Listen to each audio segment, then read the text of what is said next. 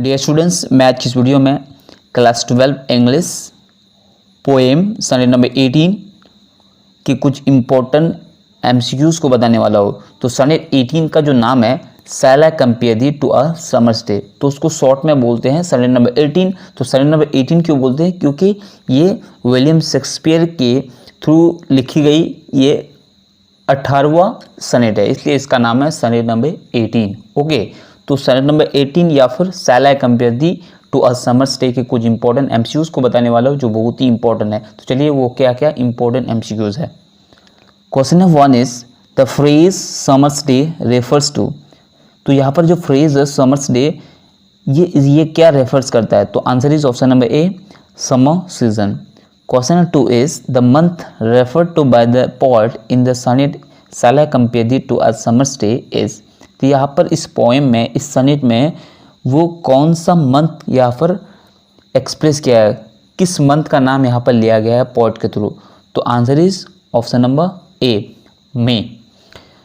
Question number 3 the eye of heaven refers to. तो eye of haven यहाँ पर क्या रेफर करता है? तो answer is option number A the sun.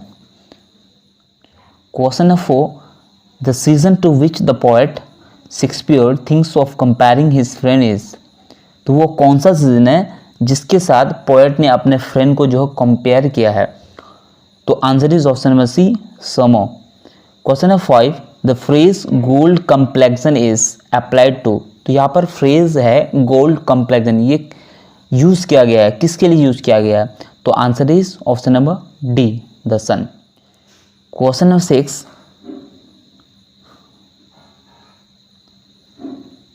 The word dim suggest that the sun. तो यहाँ पर जो डिम है ये क्या सजेस्ट करता है सन के लिए? तो इसका आंसर हो जाएगा option number C has been covered by clouds. तो क्या होता है कभी तो सन तो चमक रहा होता है, लेकिन अगर उसके नीचे जो है अगर क्लाउड्स आ जाते हैं तो सन क्या होता है डिम पड़ जाता है, मतलब धुंधला पड़ जाता है, इसीलिए यहाँ पर डिम यूज़ किया है। Question number 7 is the phrase by chance in the poem suggest. तो यहाँ पर जो फ्रेज है बाय चांस ये क्या सजेस्ट करता है? तो answer is option number B accidentally. Question number 8 the poet thinks that the summer season is.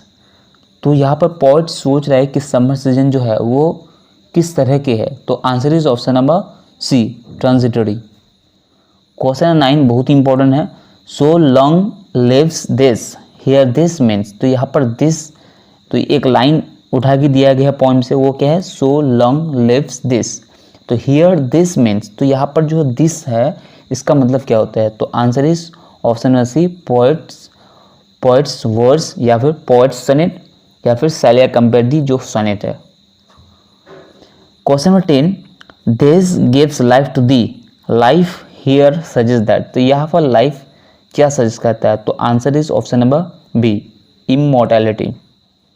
Question 11 the theme of the Shakespearean sonnet sequence is. Theme of the Shakespearean sonnet sequence is. तो इसका sequence क्या है? जो Shakespearean sonnet है shall I compare thee to a summer's day, इसका sequence क्या है? Theme का सीक्वेंस क्या है? तो answer is option number B omnipotence of time. Question 12 the poem shall I compare thee to a summer's day is structurally. मतलब shall I compare दी जो है ये स्ट्रक्चर जो है किस तरह के सनेट है ये? तो answer is option number B Shakespearean sonnet. Question 13 the phrase eternal summer suggest. तो यहाँ पर जो फ्रेज है इटर्नल समर वो क्या सजेस्ट करते हैं? तो answer is option number B youthfulness of the poet's friend. Question number 14 every mortal being is claimed ultimately by. Answer is option number C death. Question number 15 rough winds in summer day destroy. तो ये जो rough wind है मतलब तेज हवा है, तो वो summer season में क्या डिस्ट्रॉय करते हैं? तो answer is option number D birds. Question number 16 the sonnet is address to the poets. ये सनेट किसके लिए लिखा गया है या किसको यहाँ पर सेंट्रल आइडिया बनाया गया है? तो answer is option number A friend and pattern. Question 17 the word opposite to temperate is. Temperate word का ऑपोजिट क्या है? तो answer is option number B extreme. Question number 18 the phrase eternal summer suggest, यहाँ पर eternal summer जो phrase है ये क्या सजेस्ट करते हैं, तो answer is option number C, youth. Question number 19, this gives life to thee, here thee suggest, यहाँ पर दी जो है ये क्या सजेस्ट करता है, तो answer is option number C, the poet's friend.